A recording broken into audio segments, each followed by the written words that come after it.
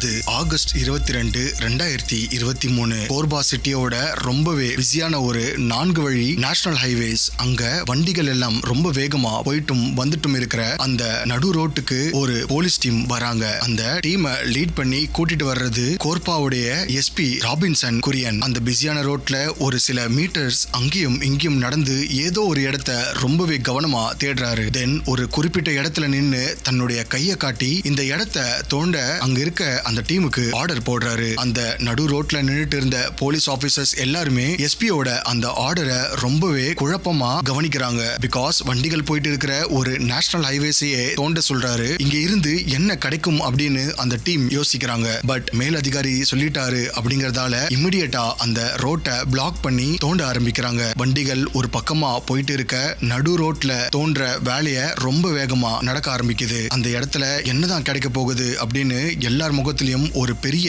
கேள்வியும் பரபரப்பும் இருந்துட்டு இருந்துச்சு. அப்படி சில நிமிஷங்கள் தொடர்ந்து அந்த ரோட்டை தோண்டிட்டே இருக்கிற அந்த போலீஸ் டீமுக்கு நேரம் போக போக ஒரு மாற்றம் தெரிய ஆரம்பிக்குது. தோண்டிட்டு இருக்கிற அந்த இடத்துல இருந்து ரொம்பவே மோசமான ஒரு பாடை வெளியே வர ஆரம்பிக்குது. அந்த ஸ்மெல் வந்த உடனே அங்க இருந்த எல்லாருமே ஏதோ தப்பா இருக்கு அப்படின்னு உஷாராகுறாங்க. அண்ட் தோன்றத கொஞ்ச நேரம் நிறுத்திட்டு அந்த குழிக்குள்ள ரொம்பவே ஆழமா குனிஞ்சு பாக்குறாங்க. அதுல இருந்து சில வினாடிகள்லயே அங்க இருந்த எல்லாருமே அதிர்ச்சியில பிரமிச்சு போயும் அரண்டு போயும் நிக்கிற அளவுக்கு ஒரு மிகப்பெரிய விஷயம் நடக்குது. அந்த நேஷனல் ஹைவேஸ்ல தோண்டின அந்த குழிக்குள்ள சரியா 8-9 மீட்டர் ஆழத்துல சிதஞ்சு போன நிலைமையில ஒரு மனிதனுடைய எலும்பு கூடுகள் கண்டுபிடிக்கப்படுது. இத பார்த்த உடனே அங்க இருந்த எல்லா போலீஸ் ஆபீசர்ஸ்க்கும் கை கால் நடுங்க ஆரம்பிக்குது. பிகாஸ் கிட்டத்தட்ட 95 கிலோமீட்டர் தூரமும் நீளமும் இருக்கக்கூடிய இந்த நேஷனல் ஹைவேஸ்ல எப்படி இந்த ஒரு குறிப்பிட்ட இடத்துல ஒரு உடல் இருக்கு அப்படிங்கறத ராபின்சன் கண்டுபிடிச்சாருன்னு இவங்களுக்கு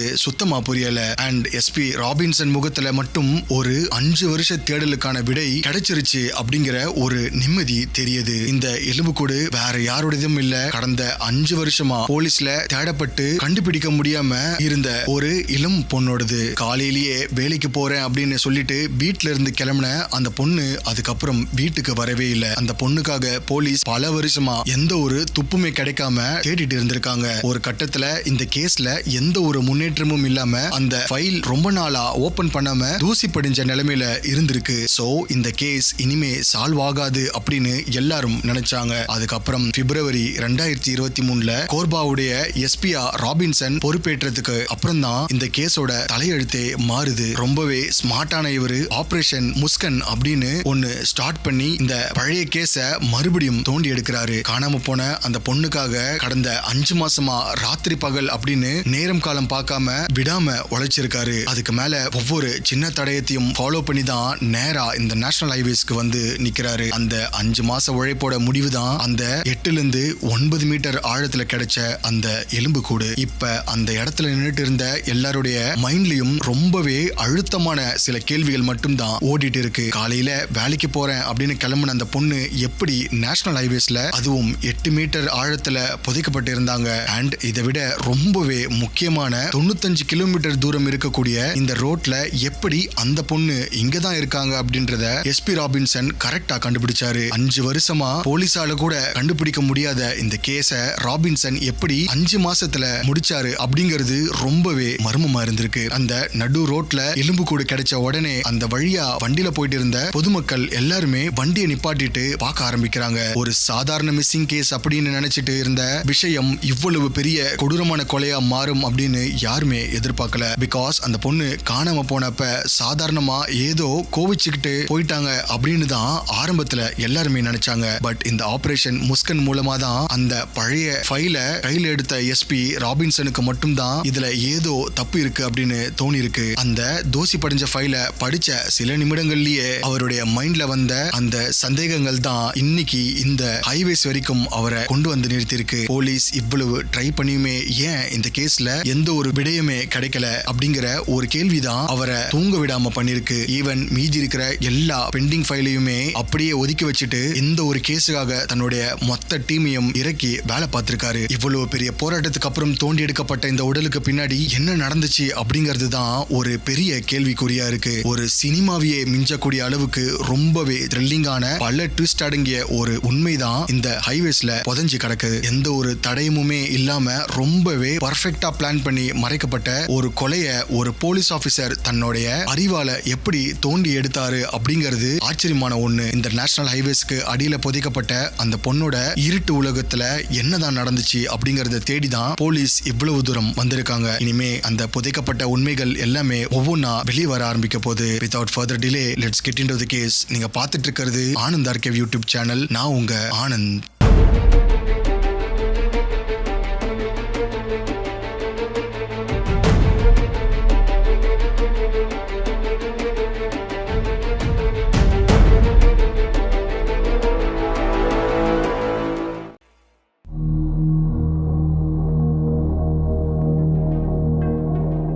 காணாம போன இளம் பொண்ணோட பேரு தான் சல்மா சுல்தானா. அவங்க 1993 சத்தீஸ்கர்ல இருக்க குஸ்முண்டா அப்படிங்கிற ஒரு சின்ன கிராமத்துல தான் பிறக்குறாங்க. சின்ன வயசுல இருந்தே டிவில நியூஸ் வாசிக்கிறவங்களை பாக்குறது சல்மாவுக்கு ரொம்பவே பிடிச்சமான ஒரு விஷயம். அந்த டைம்ல ஊர்ல எல்லா வீட்லயும் டிவி இருக்காது இல்லையா? சோ எந்த வீட்ல டிவி இருக்கோ அங்கதான் ஊர்ல இருக்க எல்லா குழந்தைகளும் ஒண்ணு சேர்ந்து அந்த டிவியில வர நிகழ்ச்சியை கண்டு கழிப்பாங்க. ஈவன் மத்த குழந்தைங்க எல்லாருமே சினிமா கார்ட்டூன் அப்படின்னு பாக்குறப்போ சல்மா மட்டும் எனக்கு நியூஸ் சேனல் வைங்க அப்படின்னு சண்டை போட்டு பாப்பாங்க. டிவில நியூஸ் வாசிக்கிறவங்களை பார்த்து பார்த்து சல்மா மனசுக்குள்ள ஒரு பெரிய ஆசை வளர ஆரம்பிக்குது. நான் என்னைக்காவது ஒரு நாள் பெருசாகி ஆளானதும் கண்டிப்பா ஒரு பெரிய நியூஸ் ஆங்கரா தான் ஆவேன் அப்படின்னு ரொம்பவே ஆர்வமா இருந்திருக்காங்க. அப்புறம் அதே ஆசையோட காலேஜ் படிப்பையும் முடிச்ச சல்மா தான் சின்ன வயசுல ஆசைப்பட்ட மாதிரியே ஒரு லோக்கல் நியூஸ் சேனல்ல ஆங்கரா வேலைக்கு சேர்றாங்க. தான் ஆசைப்பட்ட ஒரு வாழ்க்கை இப்போ சல்மாக்கு ரொம்பவே சந்தோஷமா அமையுது. பிகாஸ் தன்னோட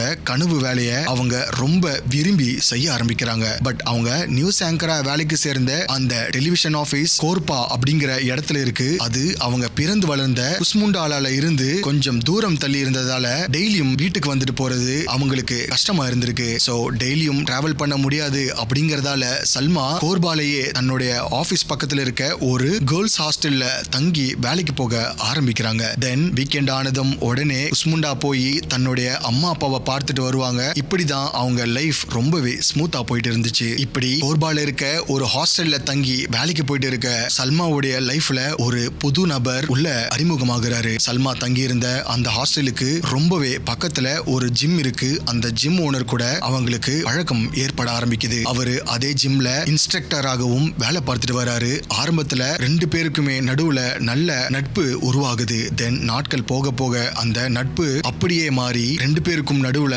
ரொம்ப ஆழமான காதல் மலர ஆரம்பிக்குது. சல்மா தன்னுடைய வேலை அப்புறம் காதல் அப்படின்னு தன்னுடைய வாழ்க்கைய ரொம்பவே சந்தோஷமா அந்த ஊர்ல வாழ ஆரம்பிக்கிறாங்க. அந்த நபரோட பழக்கம் நாட்கள் போக போக ரொம்பவே ஸ்ட்ராங்காக ஆரம்பிக்குது. இன்னும் கொஞ்ச நாள் போகட்டும், அதுக்கு மேல நம்ம வீட்டுல பேசி பெர்மிஷன் வாங்கி மேரேஜ் பண்ணிக்கலாம் அப்படிங்கிற முடிவு பண்றாங்க. ஆல்சோ 2 பேருமே அவங்களுடைய ரிலேஷன்ஷிப்பை அடுத்த கட்டத்துக்கு கொண்டு போக பிளான் பண்றாங்க. இப்படி சல்மாவுடைய லைஃப் ரொம்பவே நிம்மதியாகவும் சந்தோஷமாவும் போயிட்டு இருக்கிற அதே நேரத்துல தான் யாருமே நினைச்சு கூட பார்க்காத அந்த ஒரு நாளும் வருது. அது அக்டோபர் 21, 2018 அன்னைக்கு சனிக்கிழமை அப்படிங்கறதால வழக்கம் போல சல்மா தன்னுடைய பேரண்ட்ஸை பார்க்கறதுக்காக குஸ்முண்டா போலாம் அப்படின்னு பிளான் பண்ணி கிளம்புறாங்க. வழக்கமா போற மாதிரி ட்ரெயின்லயே ஊருக்கு போயிடலாம் அப்படின்னு முடிவு பண்ணி தன்னுடைய லவர் கிட்ட பாய் சொல்லிட்டு கோர்பால இருந்து கிளம்புறாங்க. அப்போ அவங்க லவருக்கு தெரியாது அதுதான் அவரு உயிருக்கு உயிரா நேசிக்கிற சல்மாவை கடைசியா பாக்குறது அப்படின்னு.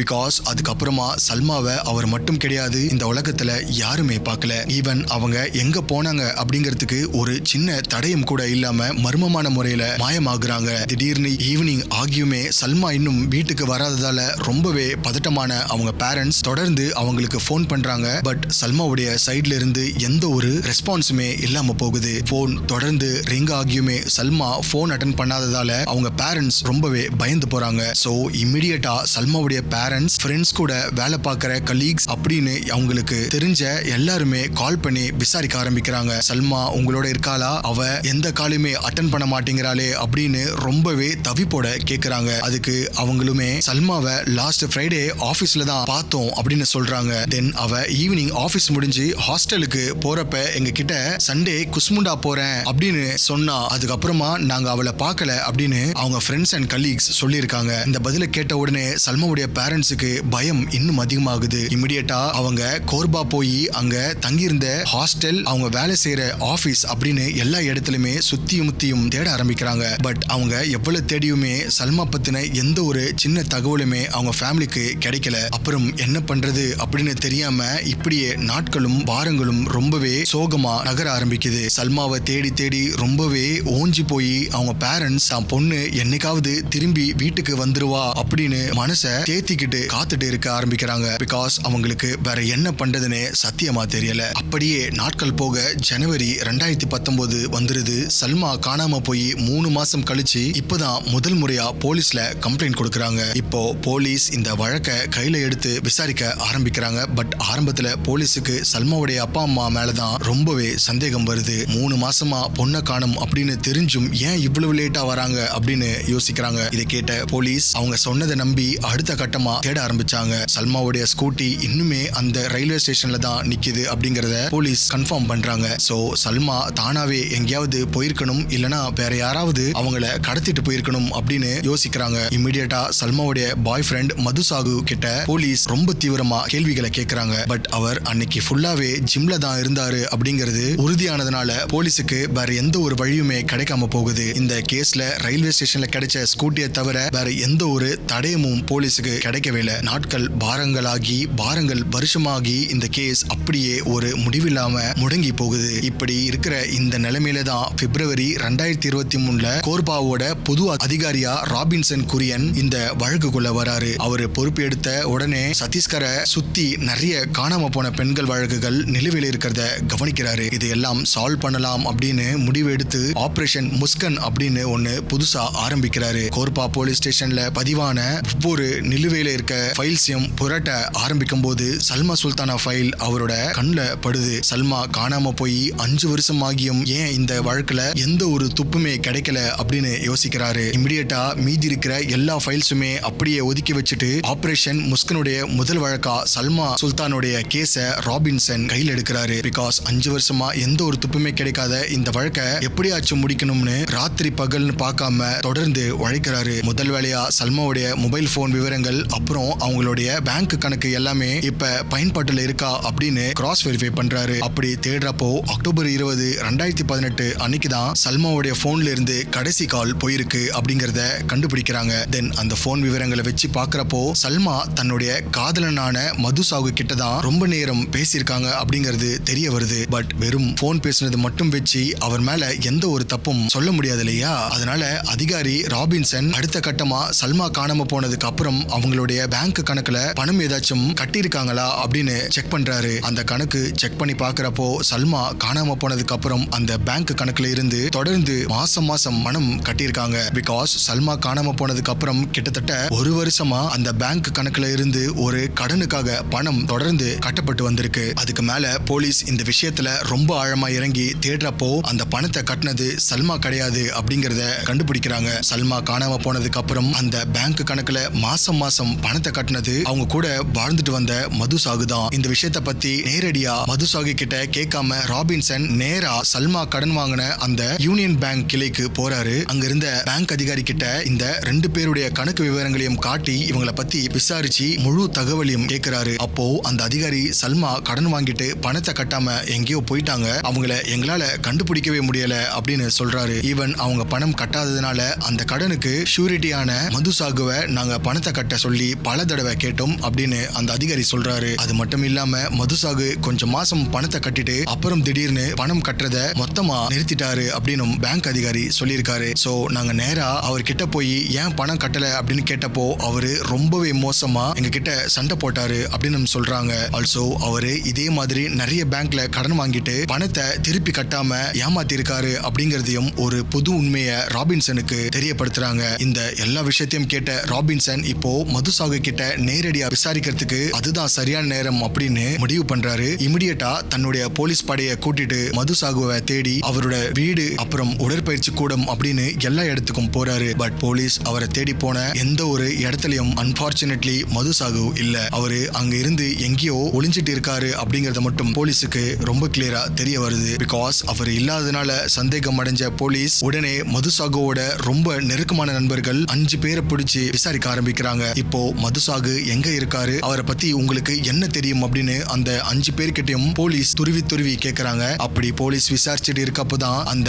5 பேர்ல 29 வயசான கௌசல் ஸ்ரீனிவாஸ் அப்புறம் 26 வயசான அதுல் சர்மா அப்படிங்கிற 2 பேர் மட்டும் பதட்டப்படுறாங்க. ஈவன் அவங்க 2 பேரும் போலீஸ் கேட்கிற கேள்விக்கு சரியா பதில் சொல்ல முடியாம முன்னுக்கு பின் முரணா மாத்தி பேசிட்டு இருக்காங்க. அவங்க பேசுறப்போ அவங்க உடம்புல ஒரு விதமான நடுக்கம் இருக்கிறத பார்த்த போலீஸுக்கு இவங்க மேல ரொம்பவே பெரிய சந்தேகம் வர ஆரம்பிக்குது. அண்ட் அவங்க ஏதோ ஒரு பெரிய உண்மையை மறைக்கிறாங்க அப்படிங்கறத புரிஞ்சுக்கிட்ட போலீஸ் இமிடியேட்டா அந்த 2 பேரையும் பிடிச்சு போலீஸ் ஸ்டேஷனுக்கு கூட்டிட்டு போறாங்க. தென் அந்த 2 பேரையும் தனித்தனி அறையில வச்சு போலீஸ் அவங்களுடைய பாணியில ரொம்பவே தீவிரமா விசாரிக்க ஆரம்பிச்சாங்க. அதே நேரத்துல ஒளிஞ்சிட்டு இருக்கிற அந்த முக்கிய குற்றவாளியான மதுசாகிவையும் தனிப்படையை அமைச்சு போலீஸ் ஒரு பக்கம் தேடிட்டு இருந்தாங்க. அப்படி தேடின அந்த போலீஸ் அவனையும் அதிரடியா கைது பண்றாங்க. சோ இப்ப இந்த 3 பேரையும் போலீஸ் தனித்தனியா வச்சு விசாரிக்கிறப்போ சல்மா சுல்தானா கேஸ்ல யாருமே எதிர்பார்க்காத பல உண்மைகள் வெளியே வர காத்துட்டு இருக்கு. தனித்தனி அறையில வச்சு அந்த 2 பேர்கிட்டையும் போலீஸ் தங்களுடைய ஸ்டைல்ல விசாரிக்க ஆரம்பிக்கிறாங்க.